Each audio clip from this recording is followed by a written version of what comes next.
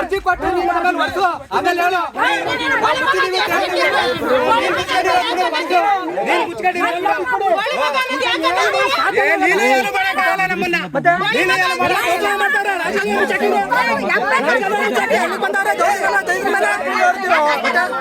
Survey department ಬಂದವರ ಜಾಗ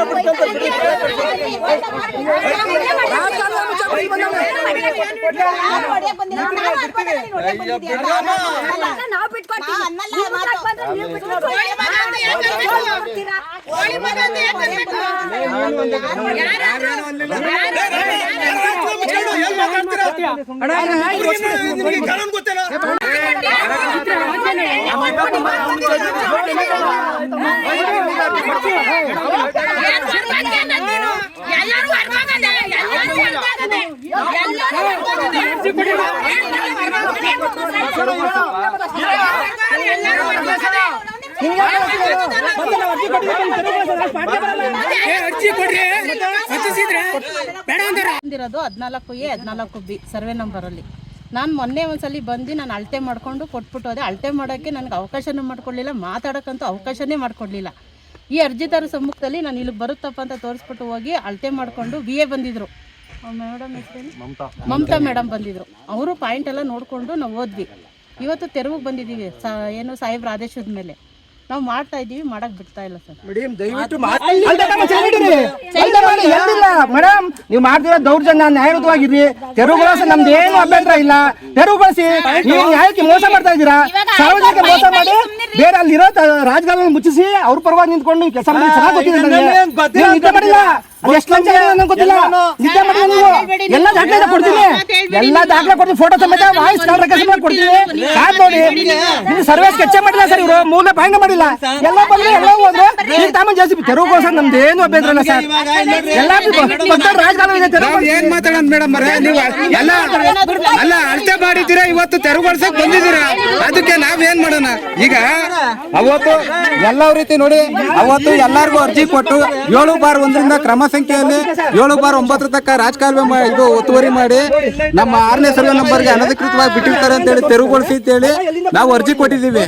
ಎಲ್ಲೋತದ ಹಳ್ಳ ಅಂತ ಹೇಳಿ ನಾವು ನಕ್ಷೆ ಎಲ್ಲ ತರಿಸಿ ನಾವೆಲ್ಲ ಇದು ಮಾಡಿ ಡಾಕ್ಯುಮೆಂಟ್ ಸಮೇತ ನಾನು ತಂದಿದ್ದೀನಿ.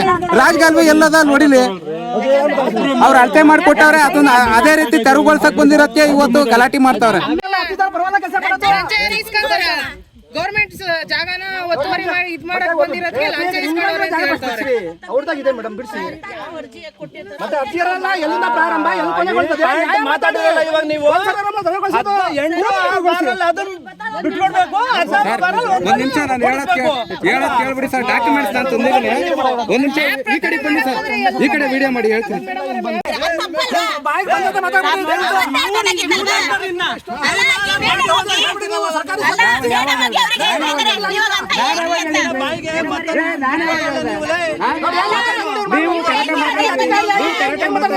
ಒಬ್ಬ ಆಫೀಸರ್ ಮೇಲೆ ಹಂಗೆಲ್ಲ ಯಾಕೆ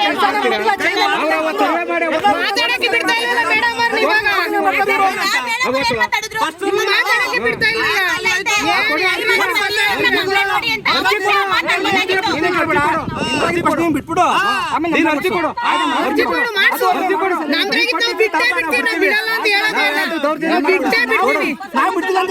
ನಾನು ಬಿಡ್ತೀನಿ, ನೀನು ಕೊಡು, ನೀನು ಅರ್ಜಿನ ಫಸ್ಟ್ ಅರ್ಜಿ ಕೊಡು, ಇದ್ರು ನಾವು ಬಿಡ್ತೀವಿ. ಗೌರ್ಮೆಂಟ್ಗೆ ನಾವೇನ್ ದೊಡ್ಡವರಲ್ಲ.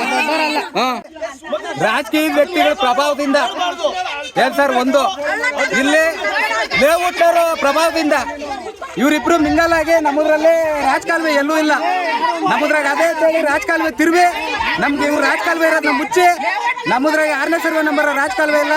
ನಮ್ಮ ಬೆಳೆ ಎಲ್ಲ ನಾಶ ಮಾಡ್ಯಾರ, 2-3 ಬೆಳೆ. ಅದಕ್ಕೆ ಬೇಕಾಗಿರೋ ಡಾಕ್ಯುಮೆಂಟ್ಸ್ ಎಲ್ಲ ನಾನು ಒರಿಜಿನಲ್ ಎತ್ಕೊಂಡ್ ಬಂದಿದ್ದೀನಿ.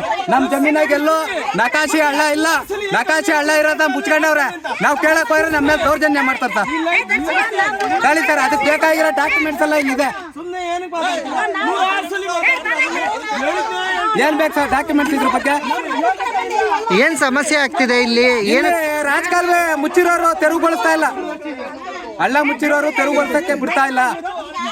ಜೀನಿ ಸ್ಲಿಮ್ ತಗೊಳಕ್ಕೆ ಸ್ಟಾರ್ಟ್ ಮಾಡಿದ್ನೋ ಅವಾಗ ಮಂತ್ಲಿ ಪೀರಿಯಡ್ಸ್ ಆಗ್ತಾ ಇದೀನಿ. PCOD ಪ್ರಾಬ್ಲಮ್ ನಾರ್ಮಲ್ ಆಗಿದೆ, ಥೈರಾಯ್ಡ್ ನಾರ್ಮಲ್ ಆಗಿದೆ. ಪೀರಿಯಡ್ಸ್ ಎಲ್ಲ 6 ಮಂತ್ ಆದ್ರೂ ಆಗ್ತಾ ಇದ್ದಿಲ್ಲ, ಇವಾಗ ರೆಗ್ಯುಲರ್ ಪೀರಿಯಡ್ಸ್ ಆಗ್ತಾ ಇದೆ. ಜೀನಿ ಸ್ಲಿಮ್ ನ ಯೂಸ್ ಮಾಡಿ 8 ತಿಂಗಳಲ್ಲಿ 55 kg ಸಣ್ಣ ಆಗಿದ್ದಾರೆ. ಜೀನಿ ಸ್ಲಿಮ್ ತಗೊಳ್ಳಿ, ಬೇಗ ಸಣ್ಣ ಆಗ್ತೀರಾ, ಫ್ಯಾಟ್ ಲಾಸ್ ಆಗ್ತದೆ. ಜೀನಿ ಸ್ಲಿಮ್ ನ ಯೂಸ್ ಮಾಡಿ 100% ಯಾವುದೇ ಸೈಡ್ ಎಫೆಕ್ಟ್ ಇಲ್ದಂಗೆ ಸಣ್ಣ ಆಗ್ತೀರಾ.